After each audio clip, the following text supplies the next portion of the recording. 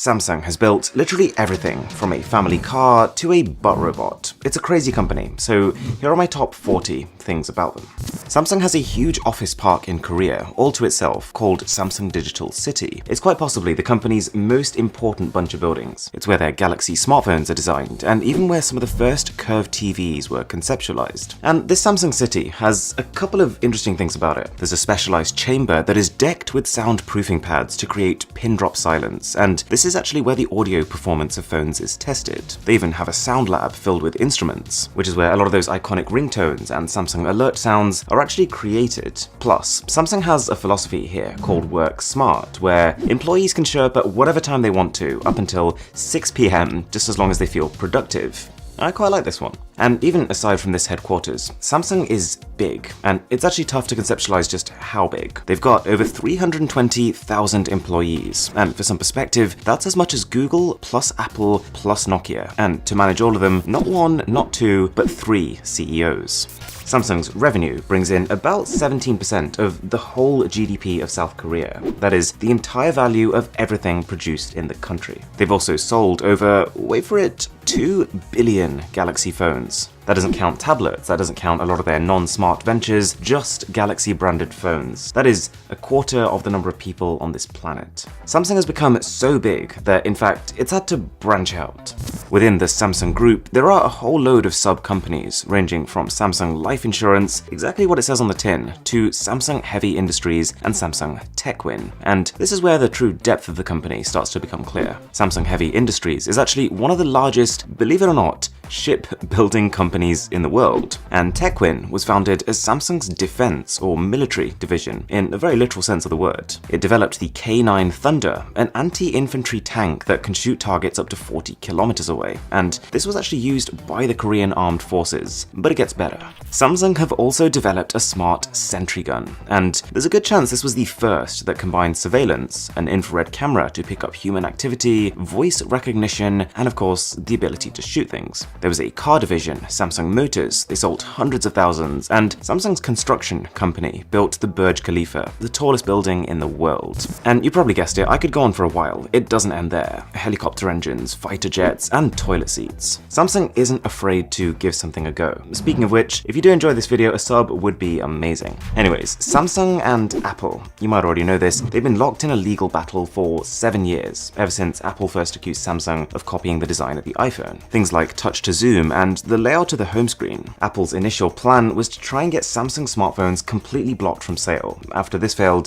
they pursued $2 billion in damages, but they only ended up walking away with about $530 million. They won, but this amount of money for a company like Apple was barely worth their time. In fact, Apple also had a couple of losses during this battle.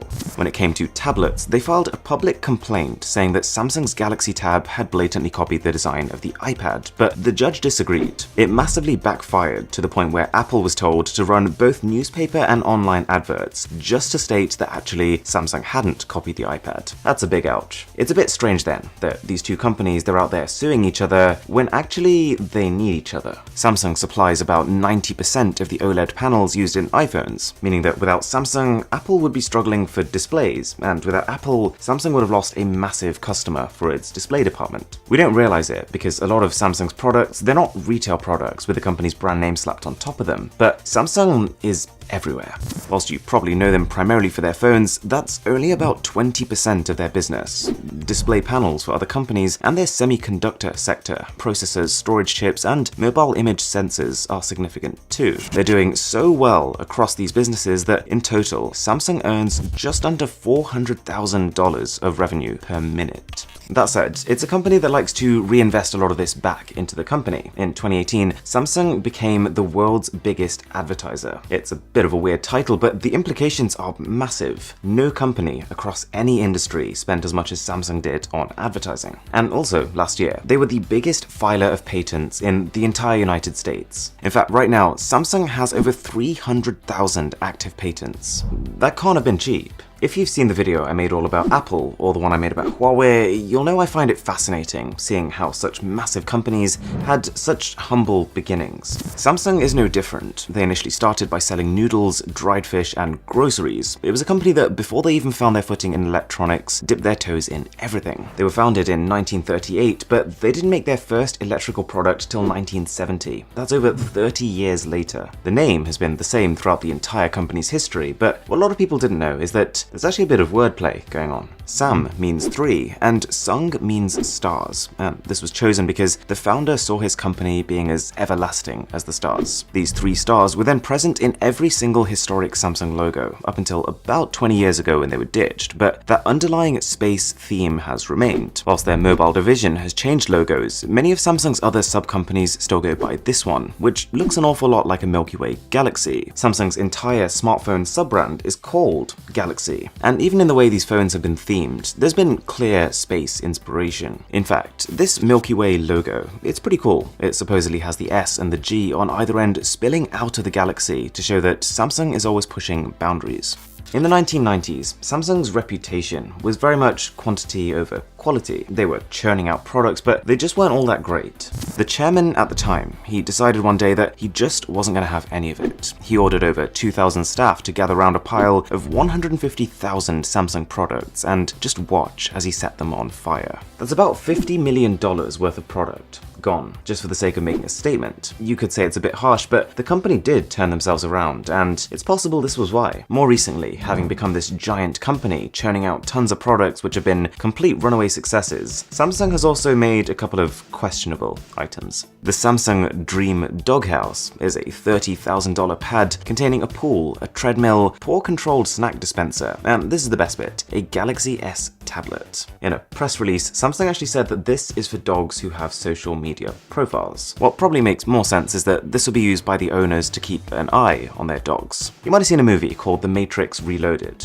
If not, it's a sci-fi action film with this being one of the props used in it. So of course, Samsung had to make it reality. By working closely with the Matrix team, they brought it to life, complete with the infamous Matrix wallpaper and a spring-loaded earpiece. You might have also seen that new foldable Motorola Razr phone. Well, Samsung actually detailed this exact concept some time ago as a way to make a phone that was a bit more manageable in size than their current Galaxy Fold, which when unfolded is more of a tablet. But on the subject of foldy things, it's almost a secret that Samsung actually currently sells a smart flip phone. It's called the Samsung Folder 2. It runs full Android, it is touchscreen. It's just a very weird choice for anyone who's not having severe withdrawal symptoms from 10 years ago. Now, it's pretty clear that Samsung has always wanted to have their own software platform. Just as Android was starting, they tried to compete with something called Bada OS, and even after this failed and Samsung moved to Android, they continued to insist on creating alternatives to many apps and features that Android already has. They wanted to make a Samsung phone feel like a Samsung phone, not just any other Android device. It's kind of ironic then that Samsung actually had the opportunity to buy Android, and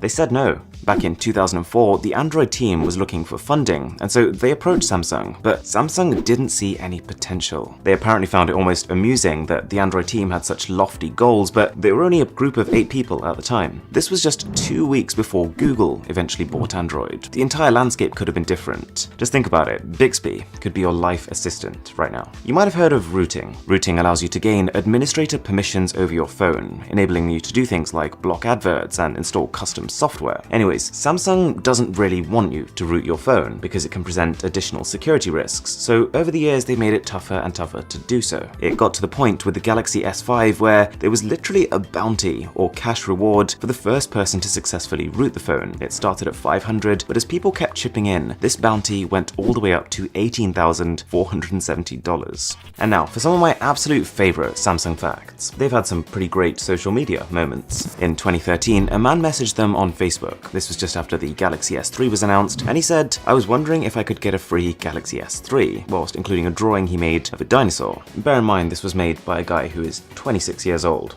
Anyways, Samsung saw this and somehow decided to not just gift him the phone, but a one-of-a-kind custom S3 with this guy's drawing all over the packaging and device. It's actually tough to tell who was trolling who in this situation. Maybe Samsung thought the drawing was so bad that it would just be funny to give him his phone with that on it. Samsung Medical Center is a fully functioning hospital in Korea, which of course A is used to treat people, but B is what Samsung uses to test potential future medical technologies, and some non-medical ones too. Samsung also owns Everland, South Korea's largest, you guessed it, you probably didn't actually, it's a theme park, and I'm not gonna lie, it looks really good. Plus, they had their own professional esports team playing StarCraft and League of Legends, and a professional basketball team, the Seoul Samsung Thunders, who to this day they play in the Korean Basketball League. And finally, in this digital city we talked about earlier, they've got this dedicated department just for testing the quality of their smartphones. They'll put the phones under as much strain as possible to see if they can hold up under load, for example by playing a game for long periods of time whilst the phone is charging, or getting a butt